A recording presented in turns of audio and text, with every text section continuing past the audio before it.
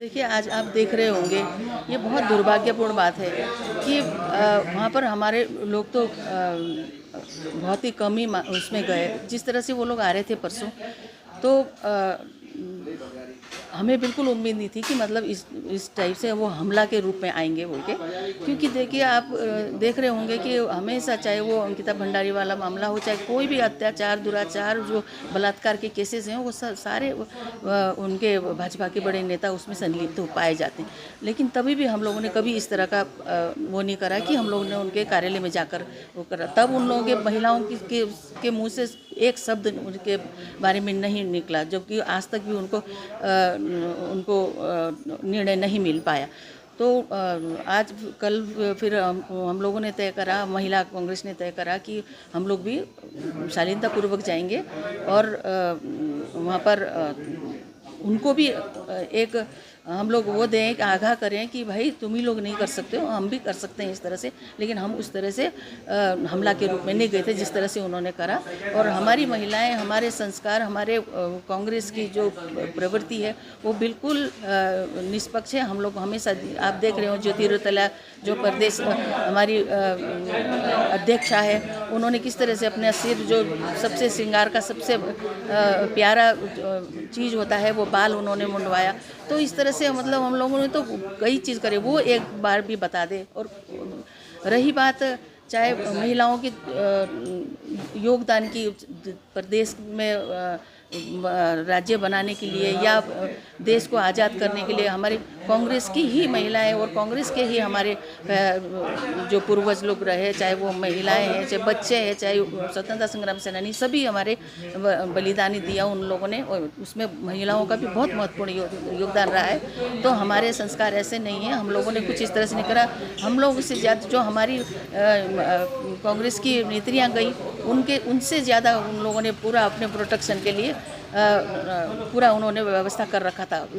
लेकिन हमारे जो वरिष्ठ कांग्रेस जो उपाध्यक्ष हैं, सूर्यकांत धस्माना जी, उन्होंने एसएसपी से भी आगाह कर दिया था कि वो लोग इस तरह से आना चाह रहे हैं, उन लोगों को रोका जाए। लेकिन वो कोई व्यवस्था नहीं हुई, हमारे उसमें कार्यालय में इस तरह से हमला करा। ये बहुत दुर्भाग्यपूर्ण बात है। में भी हमने, आप देखिए, हम लोगों ने पहले भी हमने प्रेस कॉन्फ्रेंस भी करा था, और वो सारी चीज़, वो सारे योजनाएं जितने भी, चाहे टाउन हॉल हो, चाहे पानी के विषय में हो, और चाहे वो पार्किंग का हो, वो सारे हमारे पूर्ववर्ती सरकार में हुआ था। और उसको भी वो डीपीआर चेंज करके वो इस तरह से करा गया। आप वो देखिए, गलों की पावर वाला, वो बढ़ाते बढ़ाते पहले 4 लाख का था, फिर 40 लाख का, 44 लाख का, इस तरह से वो बढ़ाते थे। इसमें करोड़ों रुपए का, पूरा करोड़ों रुपए का, 44 करोड़ का, जी 40 करोड़ का। तो इस तरह से ये डीपीआर चेंज करके उसको, उसमें भ्रष्टाचार से संलिप्त हैं।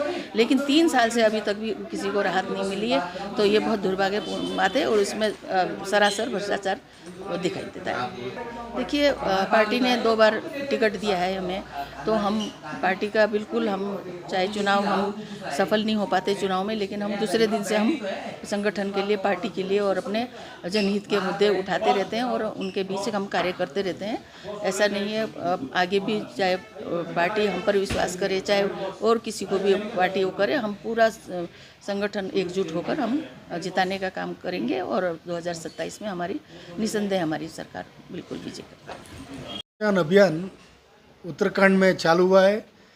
मैं 2 जिले का प्रभारी बनकर इधर आया हूँ, परवादून और पचवादून में।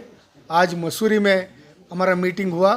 कार्यकर्ता में बहुत एनर्जी था, कार्यकर्ता में बहुत उत्साह था, लीडर्स में भी बहुत उत्साह था। संगठन मजबूत करने के लिए क्या क्या सुझाव है, सब कुछ सुझाव 1 to 1 भी मुझको मिलकर, लगभग 17 लोग 1 to 1 मिलकर हमको सुझाव दिया है, क्या संगठन मजबूत करने के लिए क्या करना है। और मल्लिकार्जुन खड़गे जी और राहुल जी का नेतृत्व में पूरा देश में क्या संगठन को मजबूत करने का साल ये चल रहा है। मगर उत्तराखंड में पूरा देश में संगठन कर रहे हैं। उत्तराखंड जैसा राज्य में संगठन का साथ संघर्ष भी करना चाहिए। बीजेपी का करप्ट गवर्नमेंट को बाहर निकालने के लिए संगठन मजबूत होने पहले इम्पोर्टेंट है। इसलिए ये जिला कांग्रेस अध्यक्ष का सिलेक्शन प्रोसेस में कितना लीडर्स को मिलना चाहता हूँ उतना लीडर्स को मिल रहा हूँ, कितना वर्कर्स को मिलना मेरे को चाह रहे उतना वर्कर्स को मिलकर सबका राय लेकर सबका राय क्या है हमारा लीडरशिप को पहुंचाने का काम मैं कर रहा हूं। वोट चोर गद्दी चोर अभियान कांग्रेस पार्टी का अभियान नहीं है। अभी ये अभियान पूरा लोगों को अभियान बन गया। क्यों वोट चोर गद्दी चोर सिर्फ कांग्रेस पार्टी को नुकसान नहीं हो रहा है। अंबेडकर जी का नेतृत्व में हमारा देश में पहले दिन से हर एक जाति जनांग वर्ग विशेष महिला को पहले दिन से वोटिंग का राइट्स दिया था। आप अमेरिका जैसा, फ्रांस जैसा, स्विट्ज़रलैंड जैसा बड़ा बड़ा देश में उसका संविधान होने के बाद 100 साल के बाद महिला का मतदान का हक मिले थे, मगर भारत देश में अंबेडकर जी का संविधान पहले दिन से महिला को वोटिंग राइट्स दिया था। वो वोटिंग राइट्स छीनने का काम ये आरएसएस और बीजेपी कर रहा है। ये वोटिंग राइट्स छीनने के लिए कांग्रेस पार्टी नहीं छोड़ता है। इसलिए राहुल गांधी जी ने बेंगलुरु में महादेवपुरा असेंबली में एक ही विधानसभा में 5,25,000 वोट था। उधर लोकसभा इलेक्शन में 6,27,000 वोट्स उधर एनरोल हुआ था। एक ही विधानसभा में 1,02,000 वोट को उधर फेक वोट्स को पकड़ने का काम राहुल जी का नेतृत्व में हुआ है। एक विधानसभा में ऐसा हुआ तो पूरा देश में क्या हुआ है। बिहार में 65 लाख वोटर्स को वोटर लिस्ट का बाहर रखकर उसका संविधान का हक छीनने का काम किया है। इसलिए राहुल जी 17 दिन का यात्रा किया है। यात्रा में बहुत पूर्ण बेंबल लोगों को मिला है। इसलिए अभी वोट चोर गद्दी चोर नारा अभी गली गली में हर एक लोगों में ये नारा अभी मशहूर हो गया। ये बीजेपी हमेशा संविधान का खिलाफ बात करता है। ये एक संविधान का खिलाफ का उसका काम अभी पकड़ गया है। इसलिए ये अभी इधर नहीं रुकता है, पूरा देश में इसका माहौल बन रहा है। भाजपा को एक बार पता करना चाहिए कांग्रेस पार्टी का नेतृत्व क्या है। कांग्रेस पार्टी का नेतृत्व श्री मल्लिकार्जुन खड़गे जी कर रहे हैं, राहुल जी कर रहे हैं, सोनिया जी कर रहे हैं। राहुल जी, सोनिया जी, मल्लिकार्जुन खड़गे जी का मुंह में कभी भी ऐसा बात नहीं आ सकता है। प्रधानमंत्री पहले बार नहीं रो रहा है, प्रधानमंत्री ये 10वीं बार रो रहा है। ये प्रधानमंत्री का हैबिटेट होने के लिए कभी भी कांग्रेस पार्टी किसी माता बहन का अपमान नहीं कर सकता है। कभी कांग्रेस पार्टी का नेतृत्व किधर भी कोई स्टेज पे ऐसा बात नहीं किया, मगर प्रधानमंत्री का एक बार उसका भाषण को सुनना चाहिए।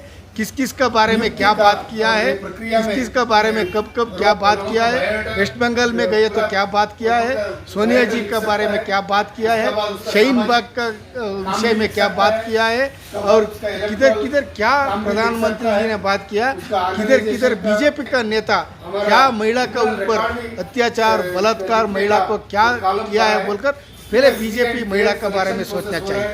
पहले वोट चोरी का काम खत्म हो गया तो बीजेपी उसी दिन हार गया है। इसलिए उत्तराखंड में बीजेपी का ये भ्रष्टाचार का खिलाफ लोग नाराज है। कांग्रेस पार्टी संगठन मजबूत कर रहा है, एकजुट लेकर आने वाला चुनाव में 27 में लड़ रहा है। लास्ट इलेक्शन में भी हम जीतने वाले थे मगर नहीं जीता। 27 में 100% कांग्रेस पार्टी उत्तराखंड में सरकार बन रहा है, 100% बनाता है। देखिए, कांग्रेस पूरे राज्य के अंदर पूरी मजबूती के साथ संगठन को मजबूत कर रही है और हमारे पूरे नेता सब एकजुट हैं। किस प्रकार से भारतीय जनता पार्टी ने पंचायत चुनाव में अपने गुंडागर्दी दिखाई और अपने पुलिस प्रशासन की और सरकारी जो मशीनरी थी उसका उन्होंने जिस प्रकार से खुलकर दुरुपयोग किया वो पूरे राज्य की जनता ने देखा है।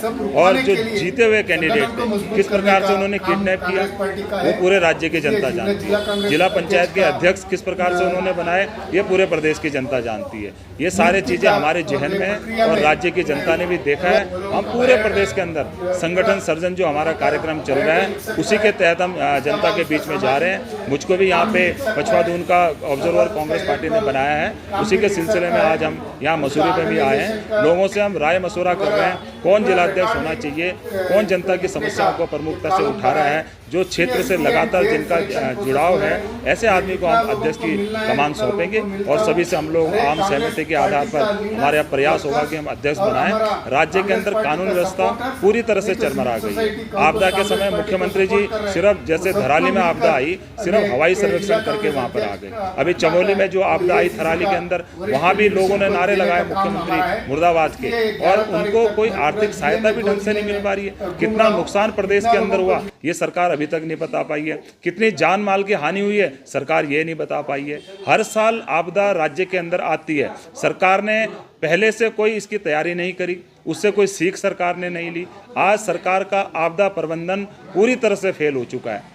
और जो मैं तो उनको बधाई देता हूँ एसडीआरएफ एनडीआरएफ के जो जवान थे और जो हमारे सिपाही वहाँ पे लगे हुए थे, वो मुस्तैदी के साथ उन्होंने काम किया। सरकार को चाहिए था कि आपदा के जो पहले की घटनाएं हुई उससे सबक लेना चाहिए था और आपदा प्रदेश इसको केंद्र सरकार को घोषित करना चाहिए और यहाँ के लिए एक विशेष पैकेज की हम लोग मांग करते हैं। एक विशेष पैकेज केंद्र सरकार यहाँ से दे, जिससे आने वाले समय में भगवान ना करे उत्तराखंड के अंदर कोई आपदा आई, अगर आती है तो उसको हम आसानी से निपट सकें।